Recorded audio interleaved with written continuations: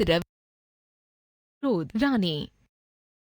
बच्चों, आपने संगीत की महान विभूतियों तानसेन, बैजू बावरा, भीमसेन जोशी, पंडित रविशंकर, पंडित जसराज, उस्ताद अमजद अली खान आदि के नाम तो सुने ही होंगे।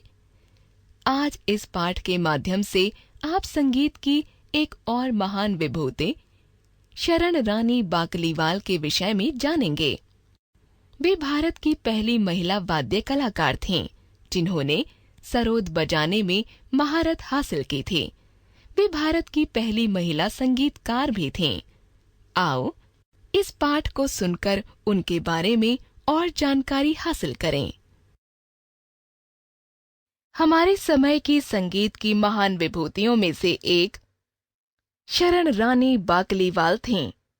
संगीत के क्षेत्र में उन्हें क्रांतिकारी व्यक्तित्व माना जाता है। भारत में शास्त्रीय गायन के क्षेत्र में तो कई महिलाओं के योगदान को सराहा जाता है, लेकिन शास्त्रीय वादन के फलक पर वे भारत की पहली महिला वाद्य कलाकार थीं, जिन्होंने सरोद को साधा था। वे संगीतकारों की संगीतकार थीं, विदुषी थीं, साधक थीं, शोधक थीं, चिंतक थीं और वास्तविक रूप में महान गुरु थीं। गुरु शिष्य परंपरा का निर्वहन करते हुए उन्होंने देश विदेश के अनेक शिष्यों और शिष्याओं को मन और जतन से सिखाया था। वे सिखाने की फीस नहीं लेती थीं और आर्थिक रूप से कमजोर 5-10 शिष्य शिष्याएं हमेशा ही उनके घर में रहकर सीखते रहे थे। उनकी हर व्यवस्था वे स्वयं करती थीं। सरोद रानी बनने के कड़े और कठिन तप के दौरान उन्हें अनेक बाधाएं पार करनी पड़ीं। राह आसान नहीं थी। जरा सोचिए, 1920 के आसपास का समय। समाज कई तरह की जकड़बंदियों में फंसा था। पर्दा प्रथा का चलन था। सामान्य शिक्षा महिलाओं के लिए दूर की कौड़ी थी। ऐसे में संगीत शिक्षा का तो सवाल ही नहीं उठता था। संगीत शिक्षा के संस्थान भी कम उपलब्ध थे।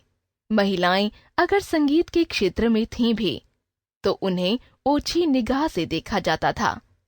संगीत के श्रोता समाज पर भी पुरुषों का वर्चस्व था। ये बाधाएं शरण रानी ने पार कीं। यह बहुत आसान नहीं था। शरण रानी 10 भाई बहनों में सबसे छोटी थीं।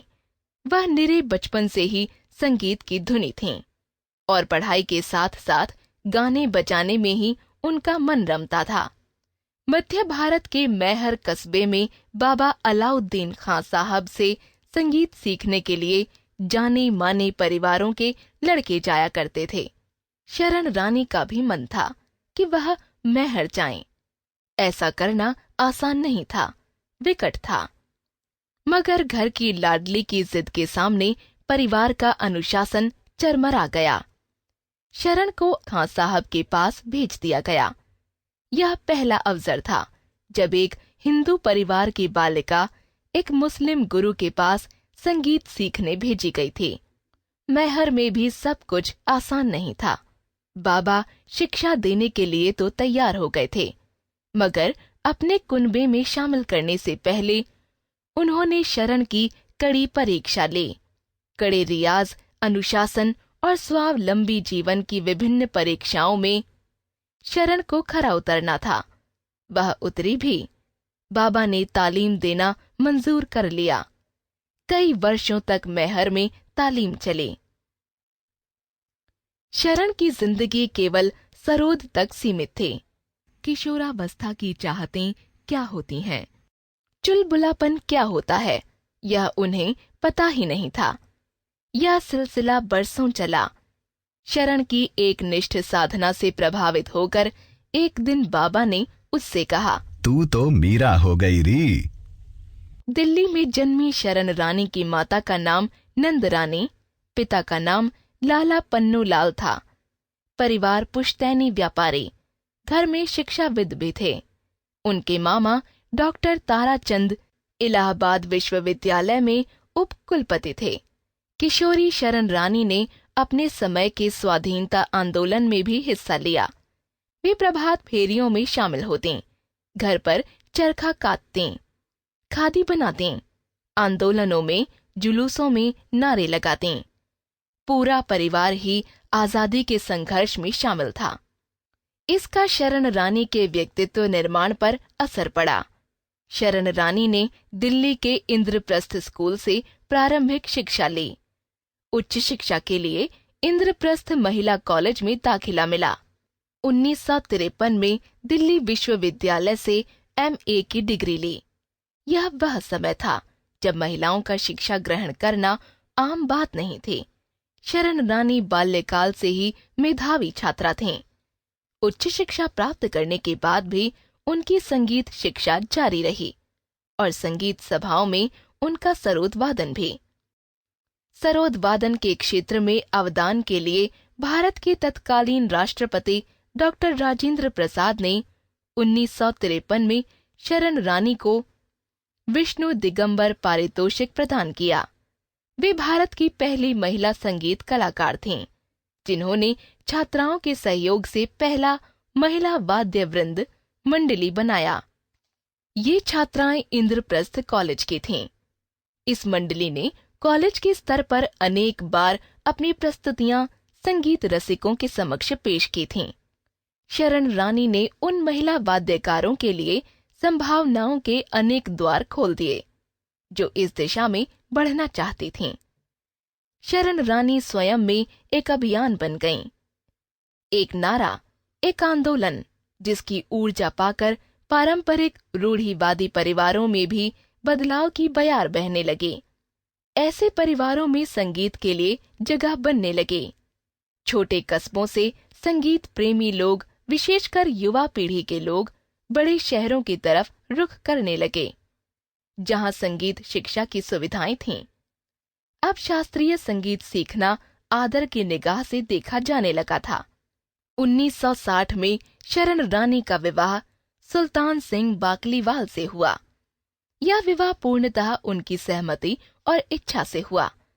सुल्तान सिंह बाकलीवाल यों तो व्यवसायी थे, पुश्तैनी स्तर पर, लेकिन मूलतः वे एक बहुत स्तरीय कला मर्मज्ञ, कला रसिक, कला संग्राहक और विद्वान थे। 1974 में 45 वर्ष की आयु में शरण रानी और सुल्तान सिंह के घर पुत्री के रूप में राधिका आई, जो आज एक जानी मानी व्यवसायी और कला मर्मज्ञ हैं। अनेक स्तरों पर वह मां के काम को आगे बढ़ा रही हैं। विश्व विख्यात हो जाने पर भी शरण रानी में कभी भी अहंकार नहीं आया। छोटे कस्बों, शहरों के संगीत प्रेमियों के बीच जाने में उन्हें कभी कोई झिझक, संकोच नहीं हुआ। इसके लिए तो उन्होंने कई बार बड़े बड़े शहरों की संगीत सभाओं को न कह दिया। उन्होंने बैलगाड़ी से भी यात्राएं कीं, इक्के तांगे से भी और रेल के तीसरे दर्जे में भी।